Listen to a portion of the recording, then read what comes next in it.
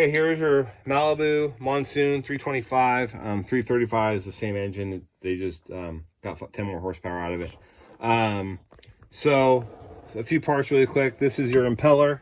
This sucks the water up from the lake to circulate through the engine, and the water goes out through the exhaust. It's part of the muffling system. So this hose comes up from the lake, sucks it through, pushes up to the transmission cooler and into the engine. Just like a normal car, you still have a water pump right behind here that circulates that water in the engine. So the impeller primary water pump gets it up to the engine, and then this circulates it through the engine.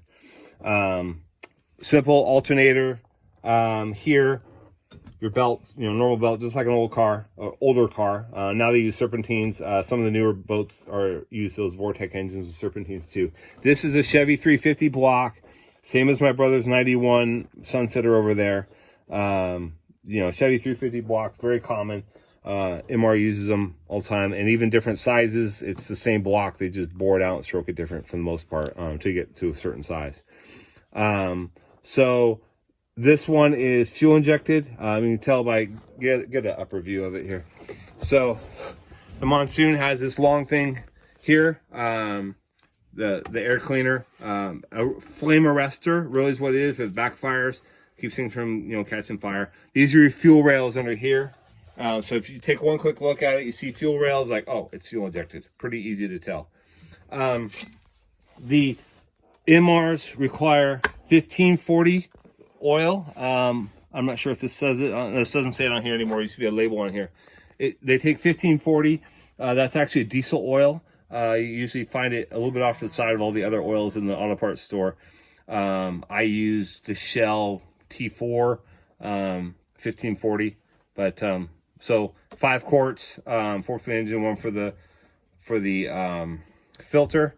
Of course, you got your oil back here. So typical Chevy engine, all the cap and rotor and stuff is in the back. You can get these auto parts store. The wires, the cap, the rotor, all that is basically like an 80s Chevy truck. It's got the ACI ignition and whatnot. So you can just go into the auto parts store and get something for a 80s Chevy truck. My daughter has an 81 Chevy, exact same stuff. So although this one, there's a couple different caps. Yeah, this one has it. When you see the cap down here, there's a square piece on it, a rectangle piece, and a cutout that goes over this module. When you see that, then you definitely know you got the right thing, because that's about, that's they only had like one model of that.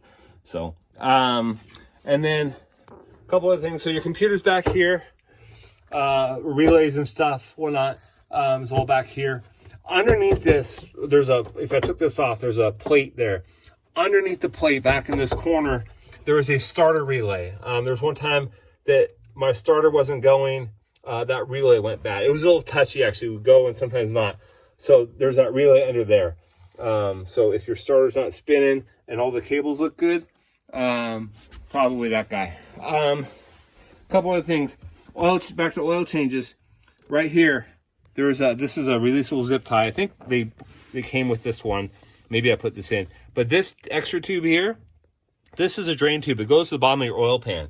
So I just release this a little bit. Maybe slide this guy out like that, and then put it down and slide. It's in this ring here too. Slide it out of that, go down and out the hole in the bottom of the boat to drain the oil.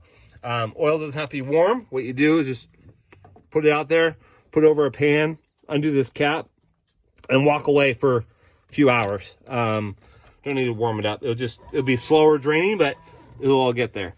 Your oil filter back down over here, right here. When you're changing that, I put a grocery bag there, a plastic grocery bag with some paper towels. When you undo this, it will leak some oil down, and then I'll drop it down into that bag, wrap it up, and then bring it forward, and you have to tilt it to bring it out right here. Back away a little bit. So you'll bring it out here and tilt it to get out. You don't want oil on your carpet right here, so have it sealed up in a nice baggie. The other thing down here, since we're here, is down, where is it? Here it is. Down here, there's a drain cock. This is to drain water out for winterizing. We don't get that cold here in California.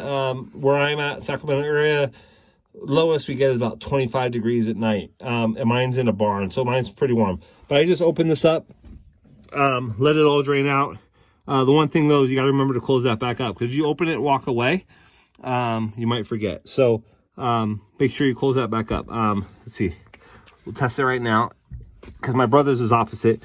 It's just like a normal faucet. So if you clockwise, it'll tighten up and close. So I always forget because his is opposite. So I open them and I leave them, and I can't remember which is which. So I don't know if I've closed it or not. So there you go. And that's a quick rundown on the Malibu Monsoon. Just so you know, these are your exhaust manifolds. The water mixes in. That's why there's a hose up here, because water mixes in at the exhaust manifold, like I said, to help muffle the noise, and also gets that warm water out of the engine and away, and sucks in the new stuff from the lake. So there you go. Enjoy your Malibu Monsoon.